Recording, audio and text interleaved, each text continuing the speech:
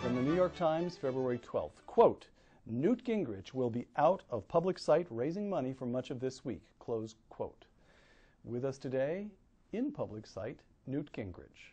Mr. Speaker, we're taping in Northern California where, as of today, a gallon of regular gas costs $3.83. President Obama has blocked the XL pipeline from Canada.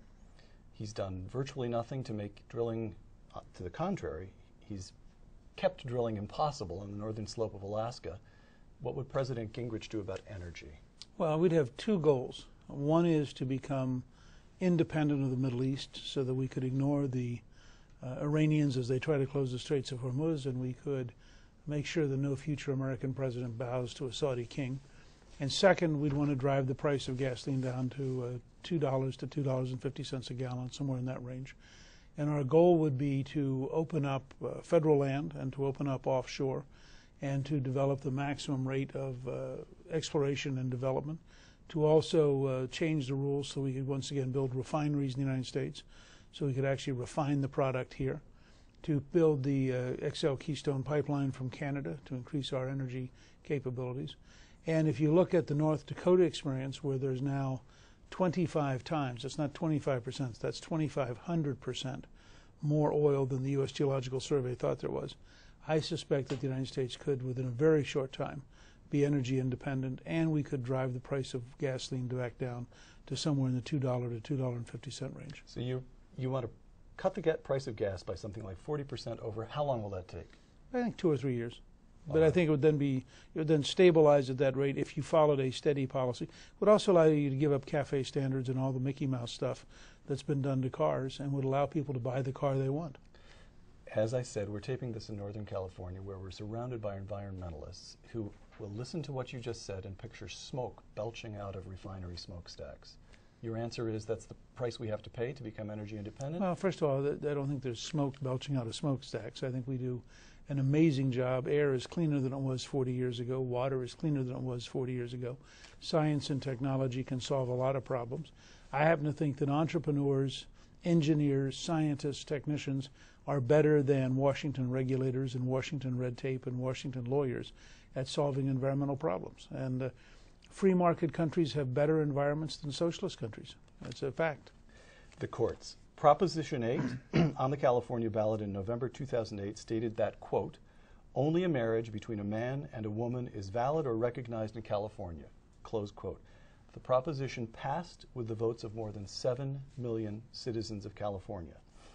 On February 7th, 2012, a 3-judge panel of the Ninth Circuit ruled Proposition 8 unconstitutional. Writing for the majority, Judge Stephen Reinhart, quote, Proposition 8 served no purpose and had no effect other than to lessen the status and human dignity of gays and lesbians in California, close quote. Mr. Speaker, what do you do with that decision? Well, this is one more assault on religion. It's part of the same general pattern as Obama's war on the Catholic Church. It's part of the same pattern as the court's war on the cross in San Diego, the Mount Soledad cross, the cross in the Mojave Desert, the desire to take one nation under God out of the Pledge of Allegiance, which the Ninth Circuit Court tried out. The fact is that you have anti-religious bigots on the court.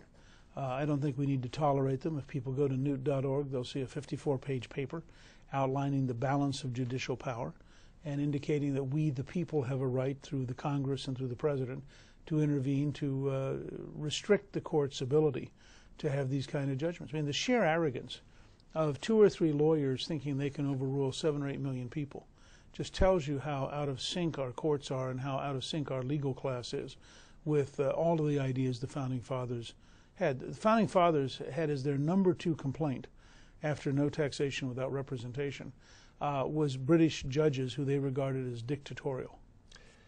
As President Gingrich, you would appoint conservative or constitutional jurists, but beyond appointing judges, what else would you do? Are there other remedies? There are a number of remedies. I would, for example, the case of Judge Bayer of San Antonio, who on June 1st ruled that not only could students not pray at their graduation, they could not use the word benediction or the word invocation, They couldn't use the word God. They couldn't ask people to rise.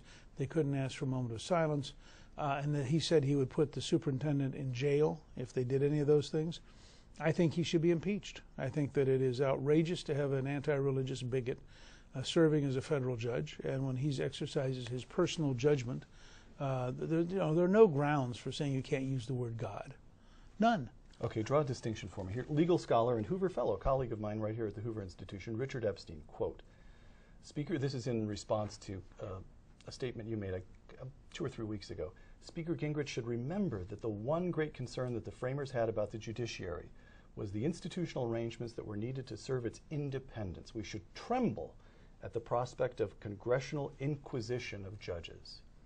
I think that's a fundamental misreading of the Constitution. The Constitution provided for a balance of power.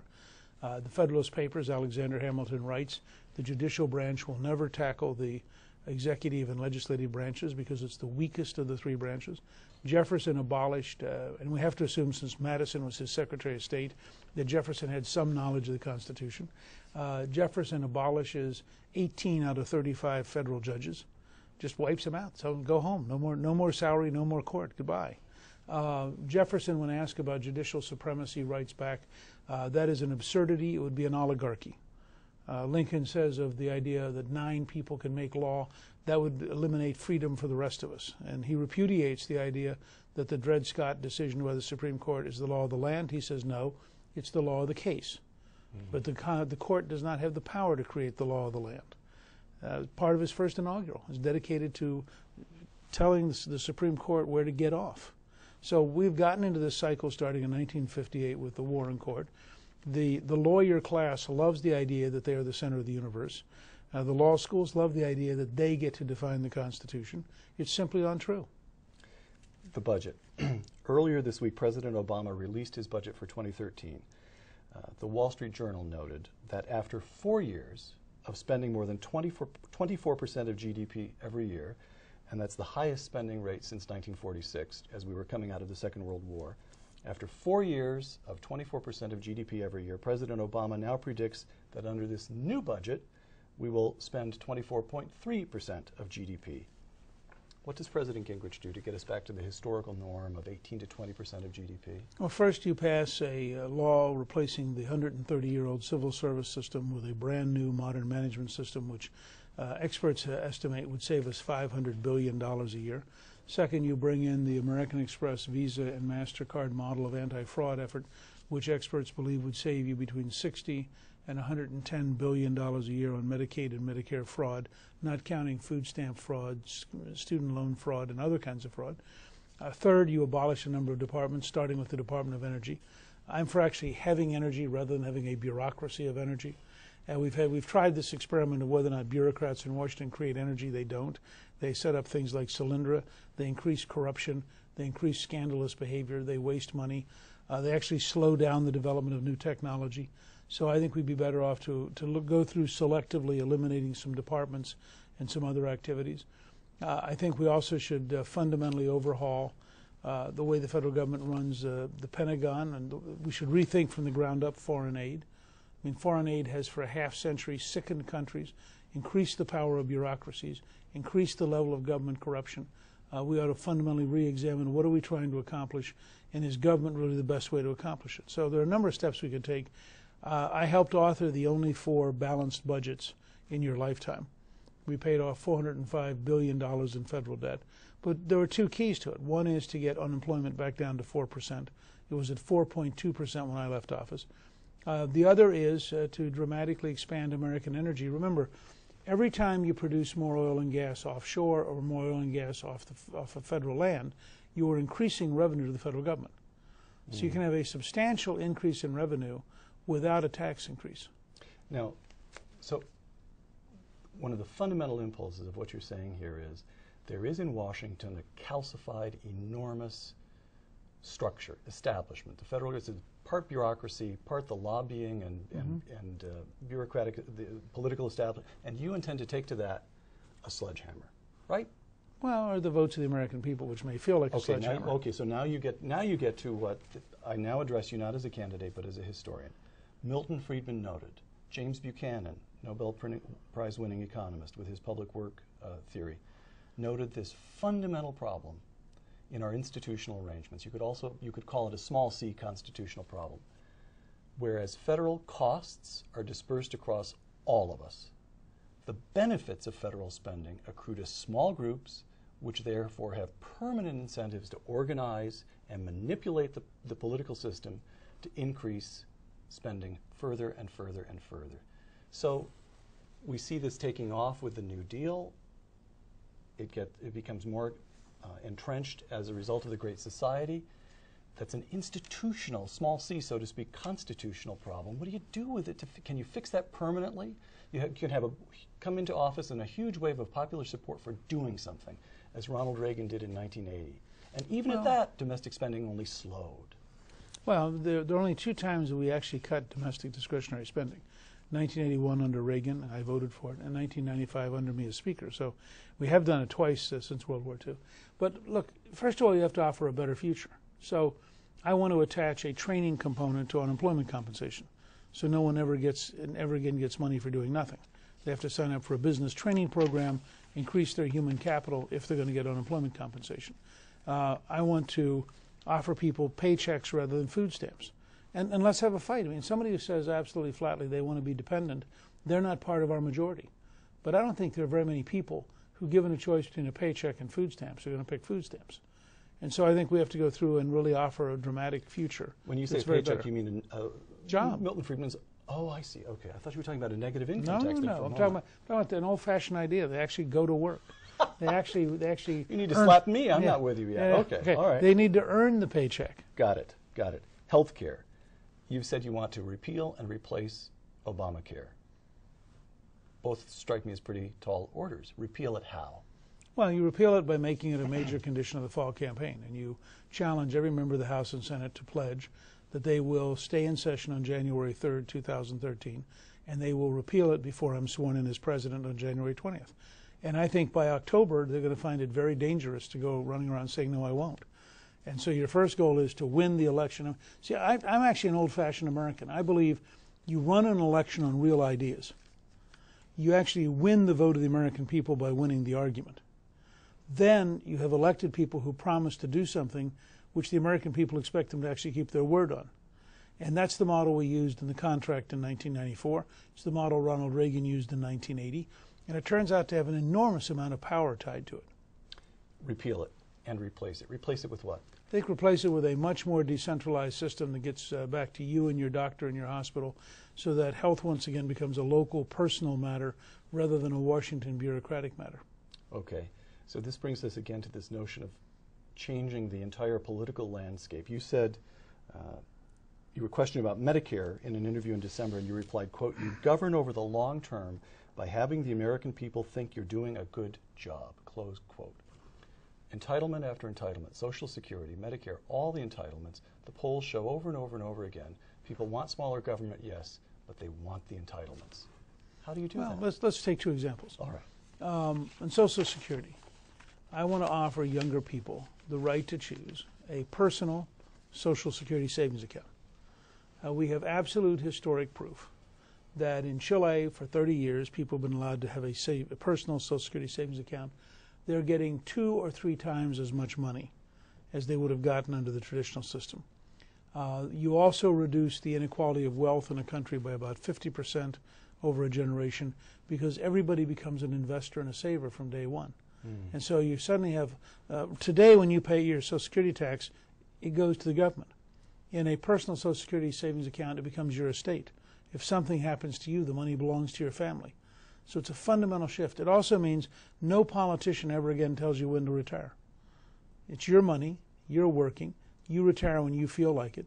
You don't have to have some politician dictate your life. Now, there you have a model which leads to a better system with greater returns, coming off a fundamentally different principle, the principle of compound interest over time, rather than transferring money in the old order.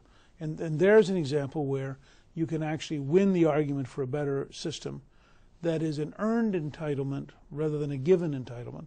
And I think that that's a change. Secondly, Could I? yeah, sure. All right, sounds good. During the 1970s, almost an entire decade, the stock market just went sideways. 1987, wasn't it? The stock market dropped by almost a third in a couple of days.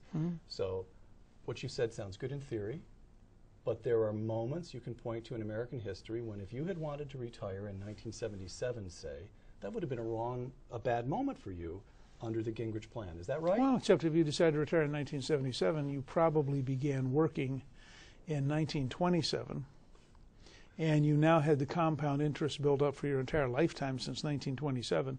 So while it wasn't as good as it would have been in 1970, it was still huge. In the Chilean system, and also in Galveston, Texas, the city of Galveston is the only place in the United States that was allowed to opt out. Congress made it illegal after they opted out. So their public employees are actually in a personal savings account model. Chile actually guarantees that everybody will get at least the minimum Social Security check. So if you fell below, you'd still get at least the minimum. In 30 years, they've never written a single check, because it turns out you normally have 2 or 3 times as much. So to drop from 2 or 3 times as much to below 1 is an enormous decline, and it's never occurred. And who handles the investments? They actually contract out to a series of companies. So it's not the government choosing, it's not the government. In fact, there's a firm in Des Moines, Iowa. There's one of the major managers of the Chilean system. Really? All right. But I'm sorry, that was a parenthesis. You said there was a second example. Well, the second example is Medicare, where what I want to do is give people more choices so that they can use their own money if they want to. They can contract with their own doctor.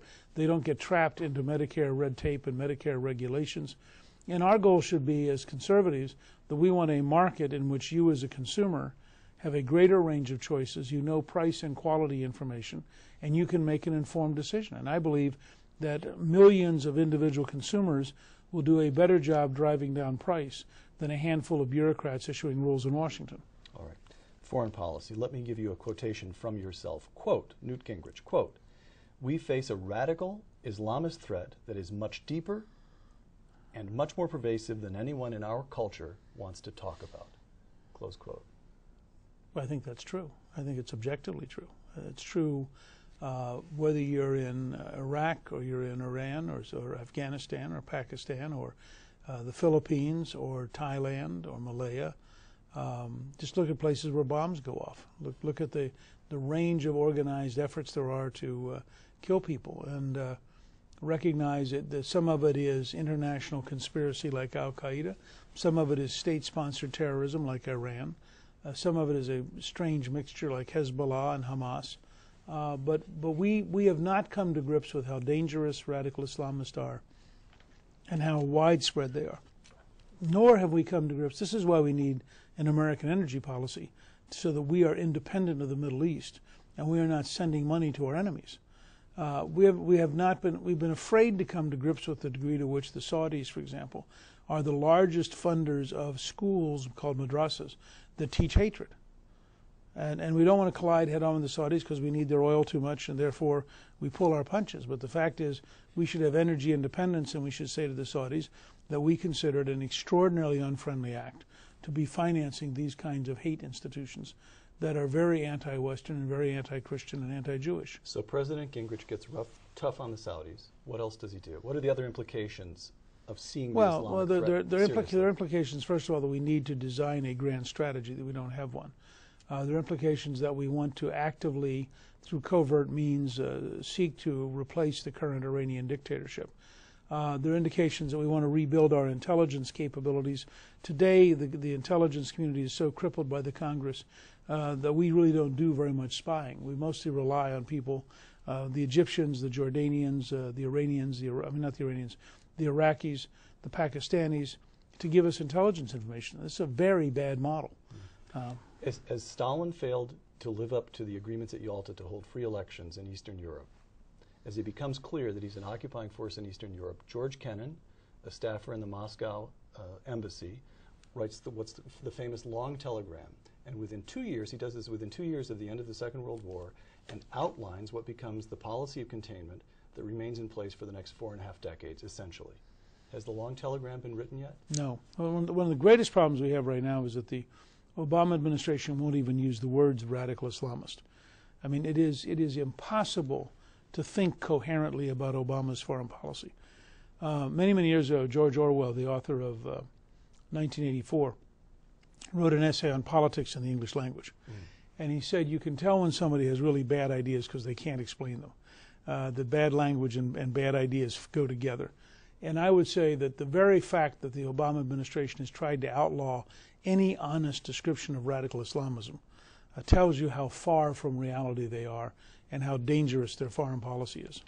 Iran. Last month, the New York Times ran a very heavily reported article in the magazine, Sunday magazine, quote, titled, "Will Israel Attack Iran?" And this article quoted one highly placed Israeli official after another, including the defense minister, Ehud Barak, former prime minister of Israel, as saying that we are now down to a few months, not a few years, but a few months before Iran will develop a nuclear capability. Does that sound right to you? Are we doing what we need to? Are we, well, I'll get to Israel in a moment, are we doing what we need to? Well, I can't tell you if it sounds right because I don't have the kind of intelligence information that the Israeli defense minister has.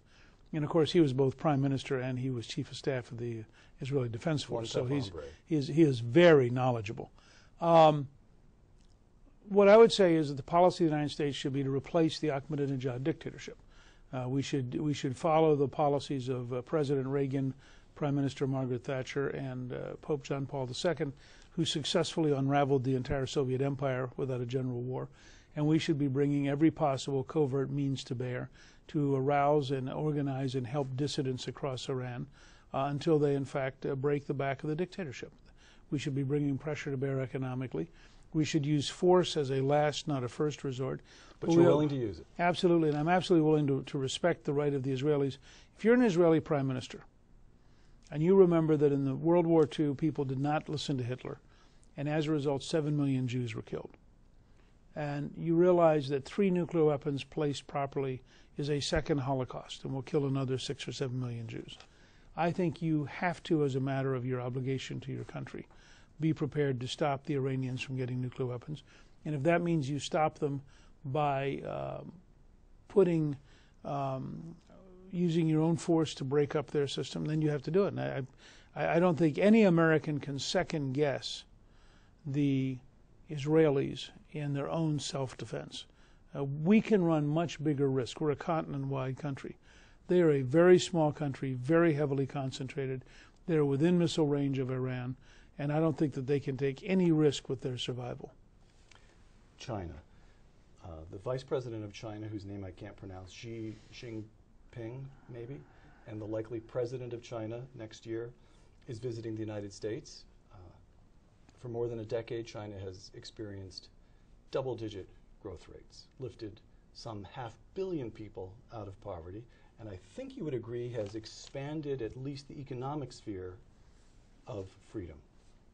We have that on the one hand. On the other hand, as prominent Asian scholar William Kirby at Harvard has observed, if Mao were to return today, he would recognize all the instruments of power. The party remains in place, the various bodies in the party remain in place, the communist ideology remains unchanged. What do we do with China? Is this a friend, a friendly adversary? First of all, I don't agree with the last thing you said. You're not going to buy that? Well, okay. Yes, it's an authoritarian. You have to rewrite the question. Well, no, I mean it's an authoritarian dictatorship, and it's certainly a place you and I wouldn't want to live in terms of being under Chinese control, and it certainly is a Chinese nationalist attitude towards the world. So they'd like to be once again the Middle Kingdom. Not Marxist true believers. There's Mao would be appalled at the degree to which they now have capitalism, they have corruption, they have differentiations in wealth. I mean, remember the last phase of Mao was wearing uniforms and everybody looking like they have pajamas on and trying to desperately to get to conformity. I mean, it was really a pretty bizarre place. We've gone from bicycles to Rolls Royces. Yeah, I mean, and we've gone to a pretty high level of freedom of knowledge, if not freedom of action in politics. But I think we have to do a couple things. First of all, we have to get our own act together. We have to rebuild our manufacturing base. We have to rebuild our educational system. We have to be capable of balancing our budget. We have to pay down the bonds that the Chinese currently own. And when I realize that the Chinese have probably $1 trillion in U.S. bonds, I find that very disturbing. And I don't think we don't want in the United States which is indebted to China. We went to the United States, which is the leading country in the world, and there's no circumstance in the next 50 or 75 years where I'd want my children and grandchildren to be in a world dominated by China. I think we're much safer to be in a world where the United States is still the leading country, where freedom matters, and where the rule of law really matters. You mentioned fixing the educational system as one component of getting our own act in order. What does a president do? What can a president do to fix the educational system? Send it back home. I mean, the effort, and I would say this is true of Sacramento as it is of Washington, the effort to create bureaucracies of learning who then issue instructions so that little bureaucrats of learning can lead each classroom is a disaster. Teaching is an inherently missionary behavior. You have to have somebody who's passionate. They have to care about the children. They have to care about learning. They have to raise them somehow above the norm. And every time we try to bureaucratize it, we kill the very spirit of learning and we kill the very spirit of teaching, and the end result is a net loss. Religion. You mentioned a moment ago that the Obama administration had declared war on religion in America, particularly on the Catholic Church. I'm just going to give you a moment to take back the word war. Well, listen, You want to? no. I think that it's very clear that this is an administration which believes that secular government, that the president, they believe the president is superior to the Pope in the ability to define what the church is allowed to do. By the way, this was also Governor Romney's position. Governor Romney, as governor of Massachusetts, overrode his own public health department and denied Catholic hospitals a conscience waiver on whether or not to give out abortion pills, and said, no, you must give them out. This was a decision of the governor's office while he was governor. Mm-hmm. Now, he was not as militant as Obama. Obama's position, which is truly dishonest. You know, this new compromise is literally, I mentioned Orwell's 1984. This is Orwellian. What he's now saying is, all right, I'm not going to require your hospital to buy insurance you don't believe in, but I will require the insurance companies to only issue insurance you don't believe in. And they think we're stupid enough to not be able to tell that it's the same process by a different mechanism. We have been through a 50-year period, starting in the 1960s, in which the courts and the bureaucracies and now the politicians have waged war on religious freedom in America. And I think we need to understand this is just one more phase in an ongoing assault on Christianity and on Judaism and on organized religion by secularists who believe that they have the right to get between man and God. The campaign. Lots of arguments against Newt Gingrich, but in my judgment, what they come down to is two. Here's one. You may be running against the establishment in Washington. You've used the phrase the establishment in both parties. But you've spent the last 3 decades in Washington. You're not an outsider. You're an insider's insider. How do you handle that argument?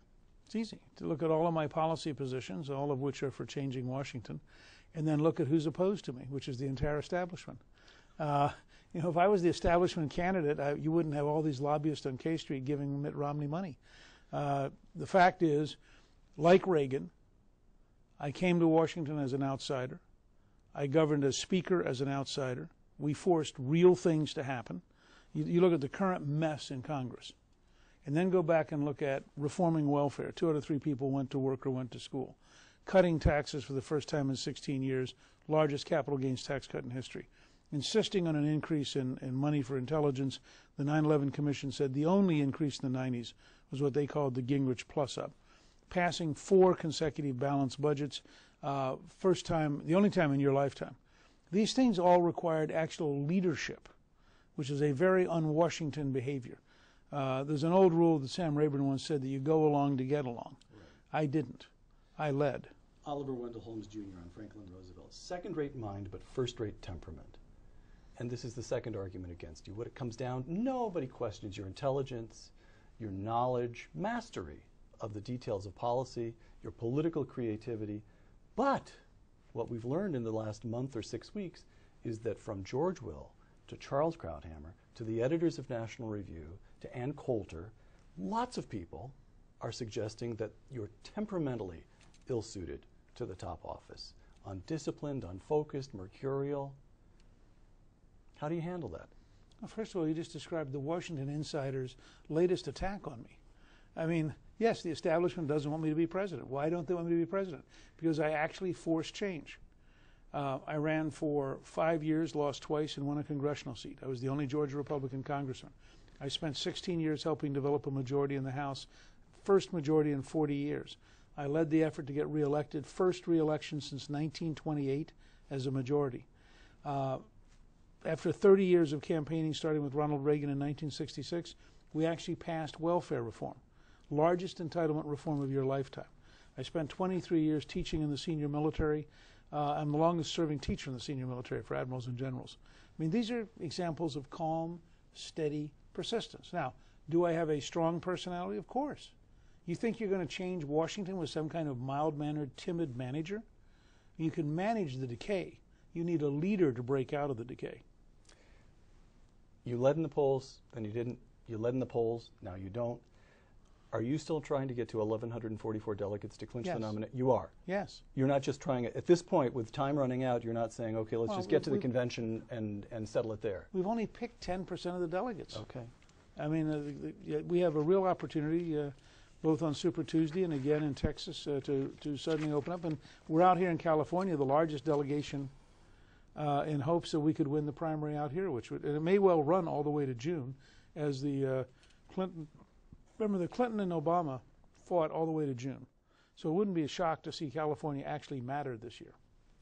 Last question. Financial system is still recovering from the crisis of 2008. We're suffering slow growth, high unemployment. We borrow 40 cents of every dollar the federal government spends. The Secretary of Defense, Leon Panetta, has just announced cuts that may mean we can't afford any new aircraft carriers for the foreseeable future, on and on and on. What happened to Britain after the Second World War is what's happening to us. Irreversible, historic decline, and nobody, including Newt Gingrich, can stop it any more than Winston Churchill was able to prop up the British Empire. Mr. Speaker, your response? Well, you just described why Callista and I decided we had to run. I mean, we were faced with looking at our two grandchildren, Maggie, who's 12, Robert, who's 10, and saying to them, you know, once upon a time, we were the greatest country in the world, and our generation failed, and you're going to inherit a mess. Or you could roll up your sleeves, decide to run for office, and say, you know, we can turn this around. I'm an American. I served with Ronald Reagan. I remember when he replaced Jimmy Carter, we went from malaise to miraculous recovery.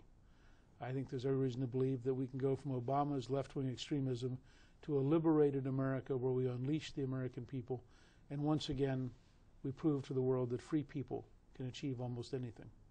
Newt Gingrich, 58th Speaker of the United States House of Representatives and candidate for the presidency, thank you very much. Great to be here, Peter. My pleasure.